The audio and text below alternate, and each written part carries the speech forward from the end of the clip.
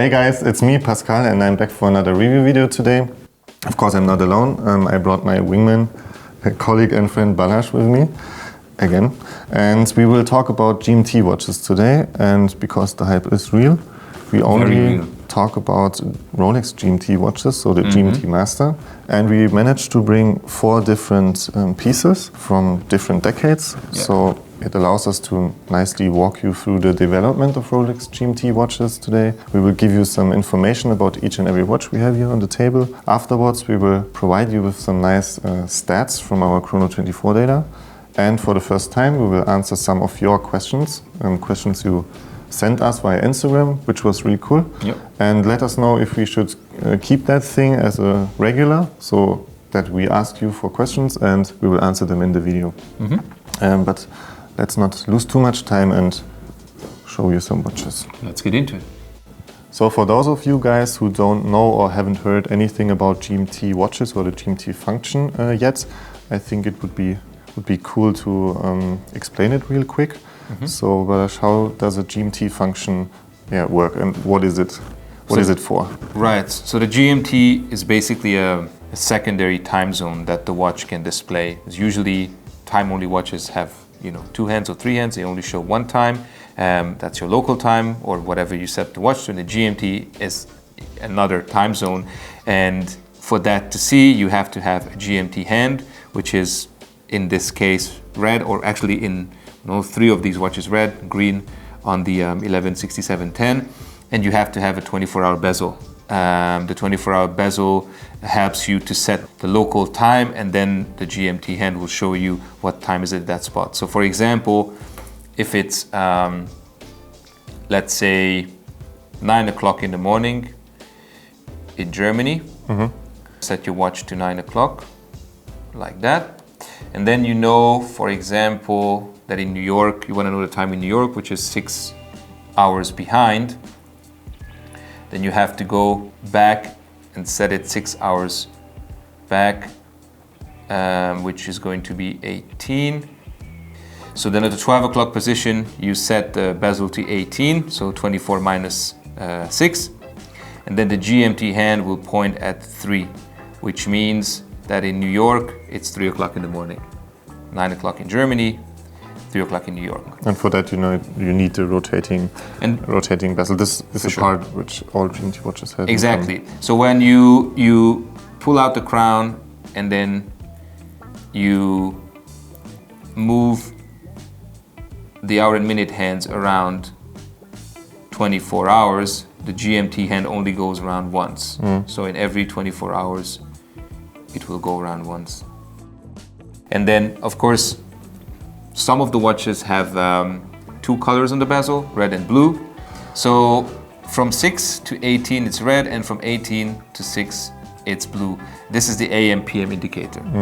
So when you wore this watch back in the 60s or the 50s actually, when the first GMT came out, you could track your time zone, you can track your away time zone or your holiday time zone, and you could even see if that is AM or PM, which I think was a pretty cool feature. Of course, over time and with design, it's changed. In the 116710, you have an all-black version. That doesn't really matter.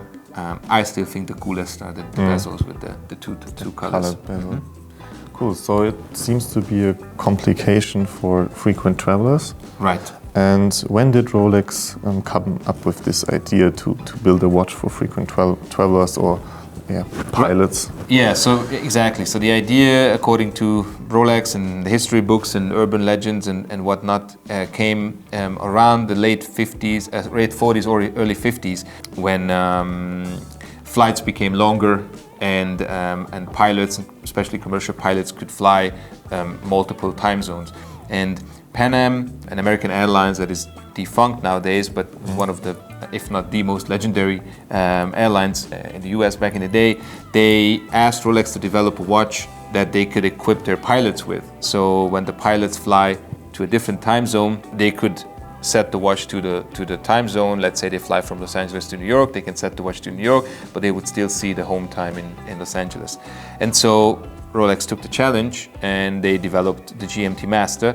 And the colors blue and red became basically the iconic colors So they chose red and blue. So whenever a Pan Am pilot was flying anywhere, He's looking good. he would look good, and you would see the red and blue bezel on his wrist, and you would know that's nice marketing. Exactly. And so the first Rolex GMT, the 6542, was introduced, and this was introduced in 1955, and it went on to production until 1959, so only 4 years. And this is the first GMT reference, very, very sought after, vintage collectors, very expensive.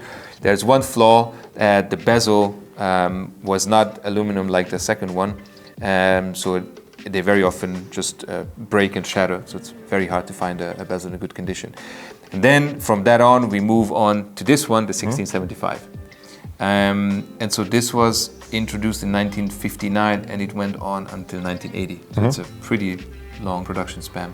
Caliber 1566 until 1964, and then this one is the caliber 1575, which went on until 1980. This has an acrylic crystal, so it's plastic crystal, cyclops at the 3 o'clock position for the date, tritium indexes, so it's a tritium dial, and for the first time, the crown guard, right? There was no crown guard, there was a huge crown, but for the first time, the 1675, Rolex introduced the crown guard. But it has no quickset, right?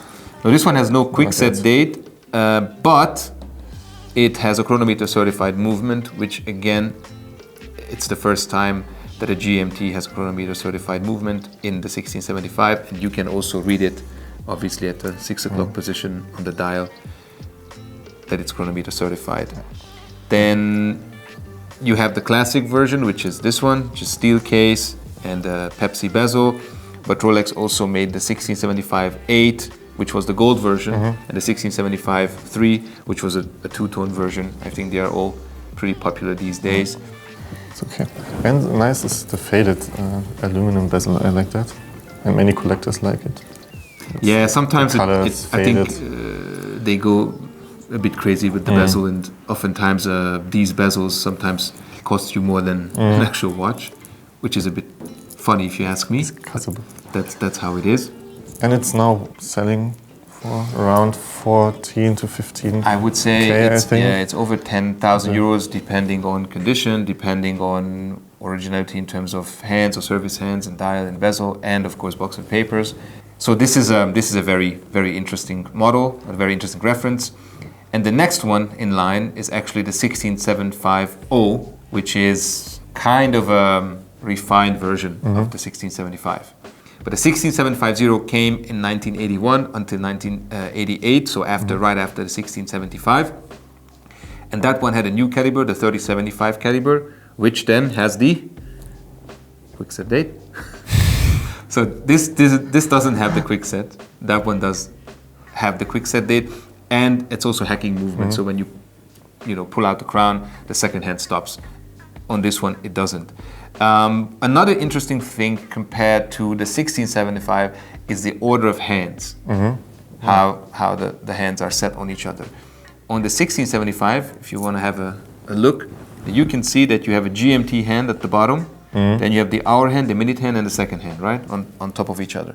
On the 16750, you have the hour hand at the bottom, then the GMT, then the minute, then the second. Okay, so interesting.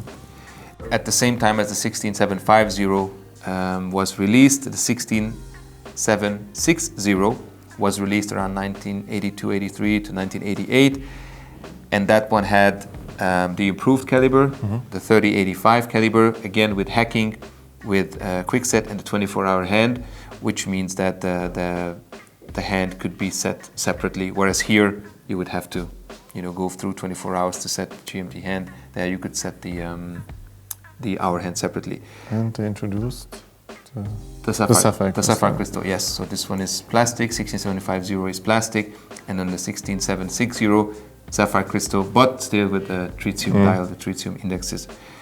And that is the first GMT-Master II, which they call the Fat Lady. That was the first one that had GMT-Master II on the dial. They called it the Fat Lady because the case was much thicker than these ones. That one also had the first Coke bezel. So Pepsi's, blue and red, and Coke is black and red. So from the 16760 we go to the 16700, which was 1988 to 1999.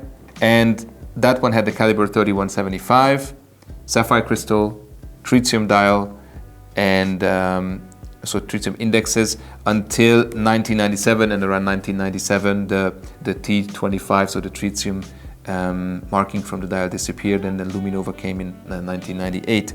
And that was the cheaper version of the 16710, which is this one, finally. 30 years later. Exactly.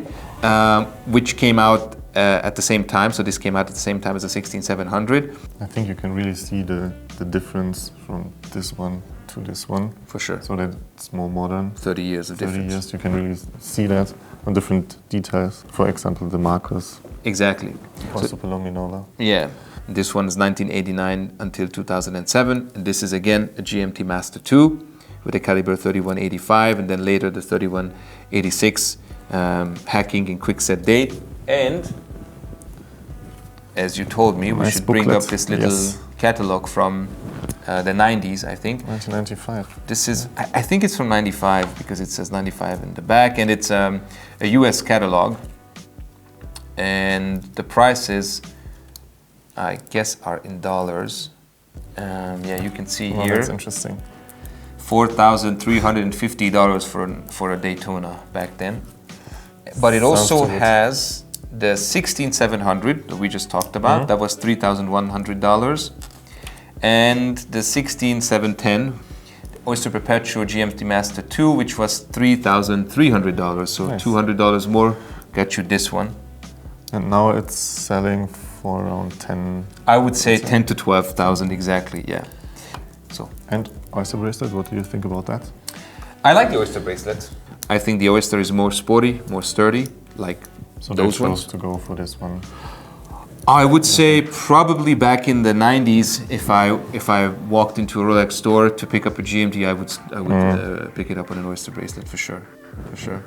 And then of course, from the 16710, we jump to this boy right here. The 116,710. 116,710, right? So we just add one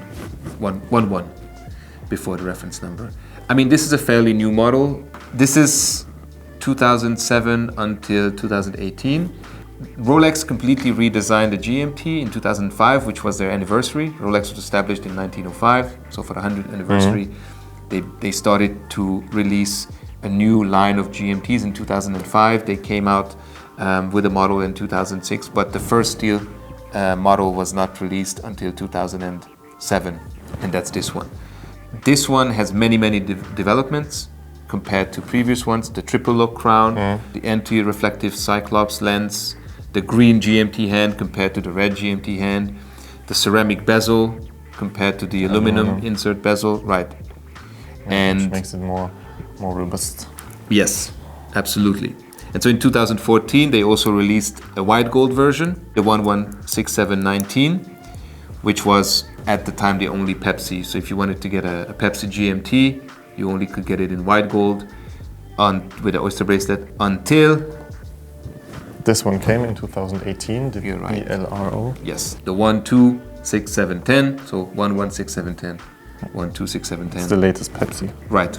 This one is caliber 3285, 70 hours of power reserve. Obviously, chronometer certified like all previous GMTs. It has the Parachrome Rolex hairspring, the famous Rolex hairspring. And they went back to the Jubilee because if they stayed with the Oyster, you could buy a Pepsi in white gold and in steel and Oyster, which would have been a bit tricky. So they said, let's go with the Jubilee.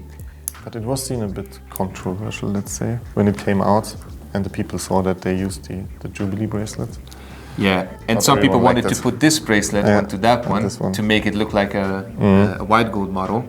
I don't mind. I like the way it looks. You can see the development in the case. It's getting bigger, it's getting more robust, it's getting more sturdy. Of course, it's a travel watch, it's a sport watch. Still 40 millimeters, but right. The proportions. Yeah. And if you compare it to the, let's say, 1675, I mean, you can see it's much thinner. But then we're talking 60s and talking 2018 or 20, so it's 60 years apart. This is the grandfather of that one. And they both go for the same or roughly the same amount of money, which is pretty interesting. This one obviously 60 years older. Yeah. Many models in the market, many examples. This one compared to this one, sadly not so much, or well, happily for the owners, sadly for the rest of the world.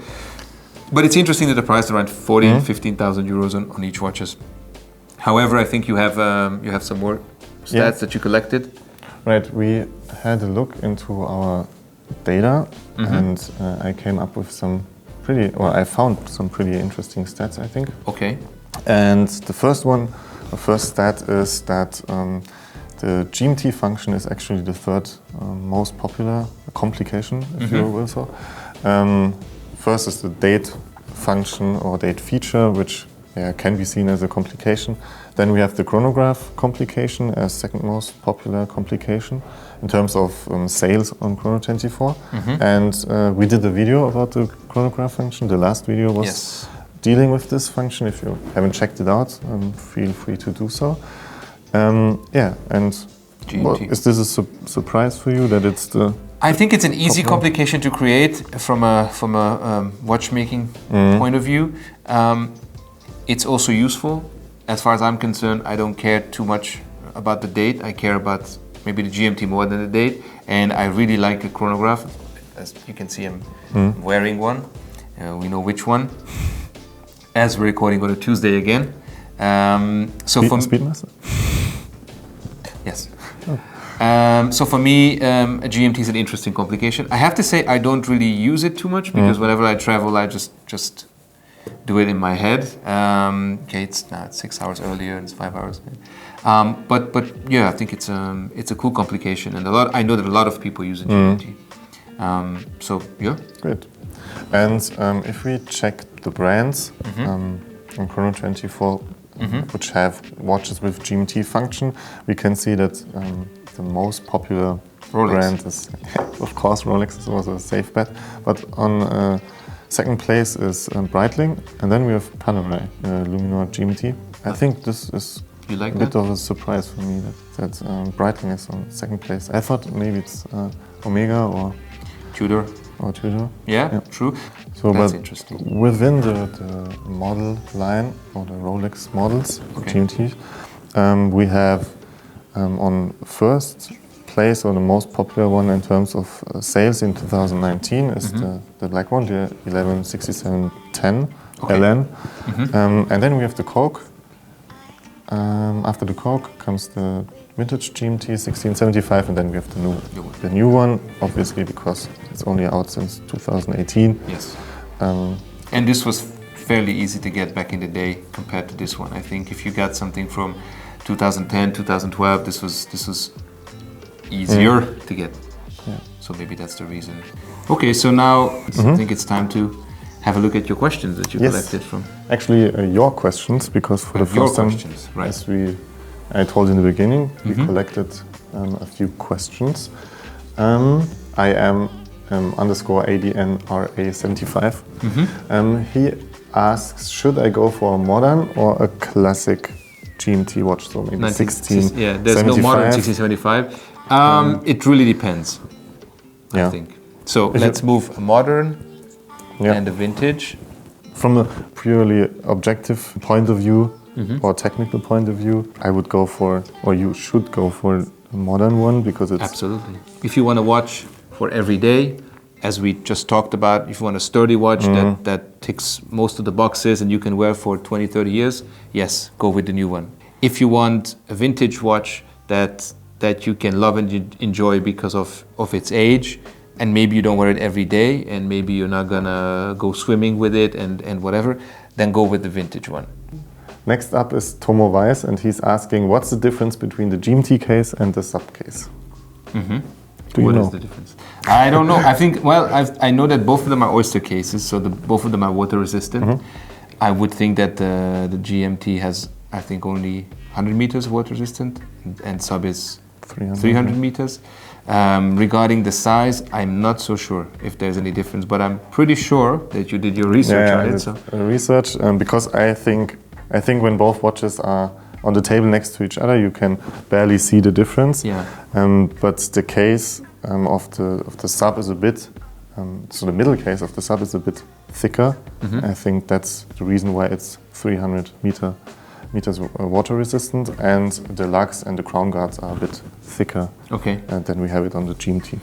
So let's move on with the third question from Joshua Stoddard 1. He asked, will the Batman continue to rise? And another guy was asking, why is the Batman dropping in price? So it seems like there's a discussion around the Batman and the price development of this watch. And what we can see in the graph from our watch collection, it's actually true that there's a bit of a decrease in the value development of the Batman recently, but still on a very high level. So do you think it will continue to rise? What's your take on it?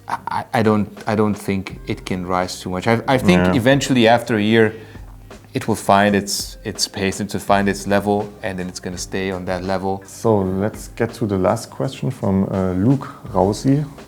How does the two-door Black Bay GMT compare to the Rolex GMT-Master II Pepsi?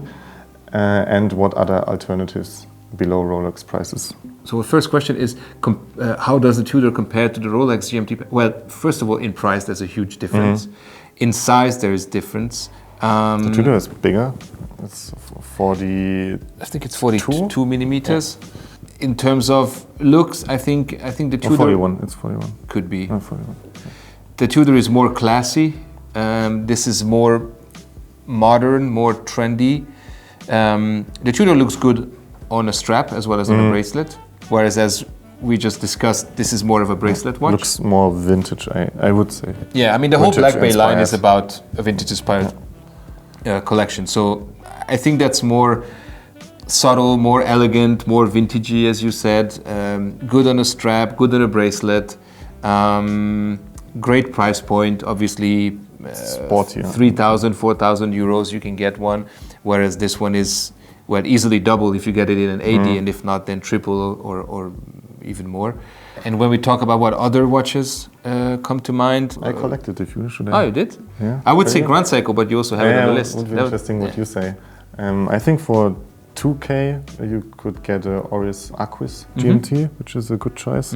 So like in the price range below 3K. Then for around 3K we have the Bell & Ross, the BR V2 93. For 6K I would go for the Omega Seamaster Planet Ocean. That's a great watch too. And for 5 to 6K pre-owned on Chrono24, of course, you have the Seiko Spring Drive GMT. So this, which is again a very different watch, very different looking watch, but a very cool watch indeed. Yeah. Thank you, Balázs, for your answers. I'm happy with it. Interesting pick. Thanks for the questions. I'm happy if you're happy. Thank you. With my picks and my answers. And what about you guys? What Rolex GMT Master would you love to get, or could be any GMT watch? Just let us know in the comments below. We are happy to talk with you there. And yeah. We have the links. We have the links. For every... Check them out. Every model. And maybe you will be the proud owner of a new GMT Master soon. Fingers crossed. Fingers crossed. And enjoy your watches, and see you next time. Bye bye. Subscribe to our channel. I forget. Too many things.